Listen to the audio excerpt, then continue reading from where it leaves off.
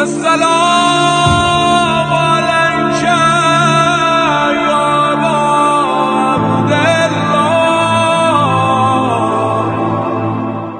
بہرحال میری ایک تحلیل ہے، ممکن ہے غلط ہو، آپ اختلاف رکھ سکتے ہیں، میں طالب علم ہوں، میری ایک تحلیل ہے کہ آج کے دور کے اندر مسلمانوں کو کسی نہ کسی ایسے رہنما کی ضرورت تھی جو مسلمانوں کی سوسائٹی کو آگے لے کے چلے. تو یہودیوں نے آل سعود کے چہرے کو ہمارے سامنے لا کے رکھا. اس سے پہلے کیا تھا؟ اس سے پہلے سلطنت عثمانیہ کا دور تھا. بہرحال سلطنت عثمانیہ سے بہت سارے اختلافات کے باوجود بالآخر مسلمانوں کی ایک حکومت تھی اور ایک مضبوط حکومت تھی. ایک شخص جس نے کتاب لکھی ہے دی جیوش اسٹیٹ، یعنی یہودیوں کا ملک، وہ اپنی کتاب میں یہودیوں کے 3 ممالک کو پیش کرتا ہے.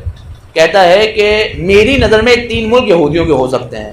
اس کو کون بہکا رہا ہے؟ برطانیہ. برطانیہ اس سے کہہ رہا ہے کہ مسلمانوں کا اپنا ملک ہے، عیسائیوں کا اپنا ملک ہے، ہندوؤں کا اپنا ملک ہے، بدھسٹ کا اپنا ملک ہے، یہودیوں کی پہچان کیا ہے؟ اس نے سوچا ہاں یہودیوں کا اپنا ملک ہونا چاہیے. یہ کتاب لکھتا ہے. اپنی کتاب میں 3 ممالک کا تذکرہ کرتا ہے کہ یہ 3 ملک جو ہیں وہ یہودیوں کے اسٹیٹ بن سکتے ہیں. ایک سوئٹزرلینڈ، ایک یوگانڈا اور ایک فلسطین. کہتا ہے یہ 3 ممالک میں سمجھتا ہوں یہودیوں کے لیے کرامت ثابت ہو سکتے ہیں. کیوں؟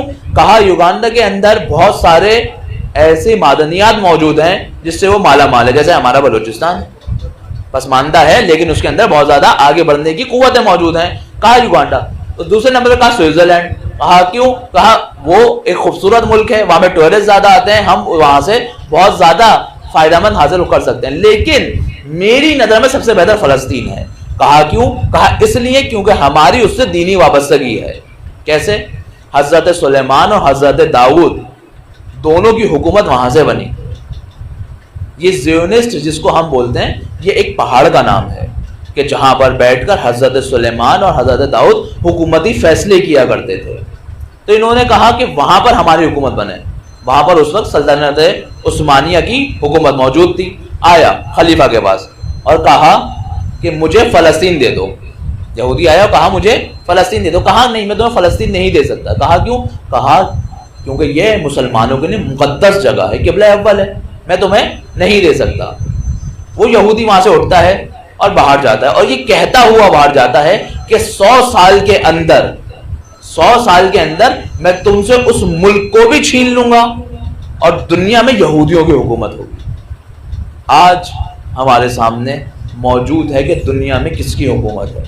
یہ دنیا کے تمام میڈیا کو کون کنٹرول کر رہا ہے؟ یہ دنیا کی سرمایہ داری نظام کو کون کنٹرول کر رہا ہے؟ بہرحال وہاں سے جاتا ہے. اب مسلمانوں کے پاس سے حکومت کو کمزور کیا جاتا ہے. یہ first world war, second world war جتنی بھی ہوئی یہ فقط اور فقط مسلمانوں کو کمزور کرنے کے لیے تھی. بہرحال اس کی تفصیل میں جانا مقصود نہیں. جب حکومت کو کمزور کر دیا گیا اب مسلمانوں کو پیروی کرنے کے لیے کسی نظام کی ضرورت ہے. کیوں؟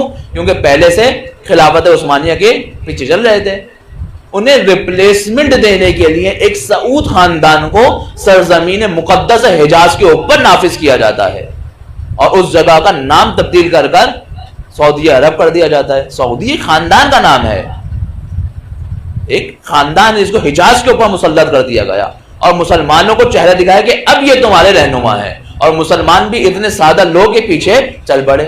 لیکن آج قدرت نے ان کے چہروں کو معاشرے میں ناکام کیا، بے نقاب کیا کہ اب وہ تمام کے تمام چہرے جو 10 سال پہلے مقدس بنے بیٹھے تھے آج لوگوں کے سامنے آشکار ہو گئے.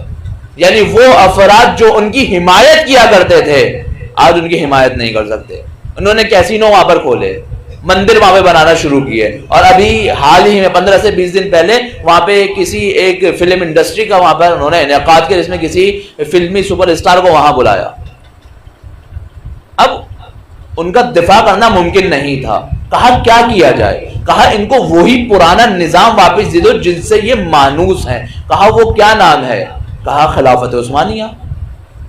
لیکن اب جو خلافت عثمانیہ اگر بنتی ہے اس میں اور وہ خلافت عثمانیہ جس کو ختم کیا تھا بہت فرق ہے. آپ جا کر ترکی کی ہسٹری پڑھیں کہ کس طرح سے وہ ترکی جو اسلامی حکومت ہوا کرتی تھی نکل کر آج یورپ بن چکا ہے. آج وہاں پر اسلامی نظام موجود نہیں ہے، اسلامی لباس خواتین نہیں پہنتی، پردے کی حرمت کا خیال نہیں رکھا جاتا، خود مسجدوں کو میوزیم بنا دیا گیا ہے۔ یہ نظام وہاں پر رائج ہے۔ اور کیا کیا؟ کہا لوگوں کو کیسے مانوس کرے؟ کہا اس طریقے کی فلمیں اور ڈرامے بناؤ کہ لوگ ذہنی طور پر ترقی کو قبول کرنے کے لیے مجبور ہو جائیں۔ آج آپ دیکھیں معاشرے میں بہت سے ڈرامے ایسے چل رہے ہیں جو انسان کو ترقی کے نزدیک لا رہے ہیں، اور لوگ خوشی خوشی دیکھ بھی رہے ہیں۔ ٹھیک ہے، ڈرامے کو دیکھنے میں مسئلہ نہیں ہے، لیکن اس کو ڈرامے کی حد تک ہی رکھیں، اپنے اوپر حاوی نہ کریں کہ کیونکہ فلاں ڈرامے کے اندر یہ لفظ آیا ہے، مولا علی کے فضائل بیان ہو رہے ہیں، امام حسین کا تذکرہ ہو رہا ہے، تو میں اس لیے اس ڈرامے کو دیکھ رہا ہوں۔ نہیں، اگر ڈرامے کو دیکھنا ہے تو اس کو ڈرامے کی حد تک رکھیں، اس سے تاریخ نہ لیں، اس کو قبول نہ کریں اپنی ذات کے اوپر کہ کیونکہ اس ڈرامے کے اندر دکھائے تو یہ حقیقت ہے۔ ہم تو وہ لوگ ہیں کہ جنہیں اتنا بیوقوف بنایا گیا ہے۔ ہم اپنی ذرا ان بچوں کی کتابوں کو اٹھا کے دیکھیں، کن تاریخ میں کن ہستیوں کو ہمیں ہیرو بنا کے دکھایا گیا ہے۔ وہ شخصیات جو یہاں پر آ کر قتل و غارت کے لیے آئی تھی، وہ لوگ جو عبداللہ شاہ غازی کو شہید کرنے کے لیے یہاں پر آئے تھے، ان کو ہسٹری میں کس طرح ہیرو بنا کے دکھایا گیا ہے۔ ہم توجہ کریں کہ ایسا نہ ہو کہ ان لوگوں کو ہمارے اوپر حاکم کر دیا جائے۔ 2023 میں ترقی کا معاہدہ ختم ہو رہا ہے خلافت عثمانیہ کا، کہ 2023 تک وہ اس طرح کی کوئی موومنٹ نہیں برقرار کر سکتے، لیکن 2023 کے بعد یہ معاہدہ ختم ہو جائے گا اور وہ جو چاہیں وہ کر سکتے ہیں۔ اور آپ دیکھیں 2023 سے جسٹ پہلے دوبارہ ایسی راہیں ہموار مقدمات فراہم ہونا شروع ہو گئے۔ اب جو حکومت بنے گی، اب اگر خلافت عثمانیہ وجود میں آتی ہے تو ظاہر کے اندر تو خلافت عثمانیہ ہوگی، لیکن باطن کے اندر اس کے اندر کوئی اسلامی نظام پایا نہیں جائے گا۔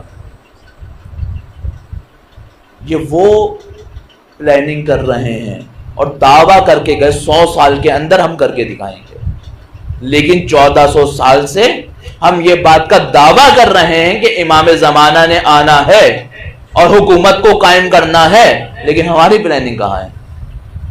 ہم نے کتنی پلاننگ کی؟ یا میں پچھلے 2-3 مجالس سے بولتا ہوا رہا، آپ کو بھی ایک ٹاسک دے رہا ہوں، پریکٹیکل ٹاسک ہے، اپنے خاندان میں اپلائی کر کے دیکھیں۔ ایک کتاب نے لوگوں کے نام لکھے، کم از کم 20 لوگوں کے نام، ایسے افراد جو متدین ہوں، ان افراد کے نام لکھے، ان سے جا کے پوچھیں کہ تمہاری زندگی میں تمہارے 30 سال کی پلاننگ کیا ہے، اگلے 30 سال تم کیا کرنا چاہتے ہو، اپنی زندگی کو کیسا دیکھتے ہو۔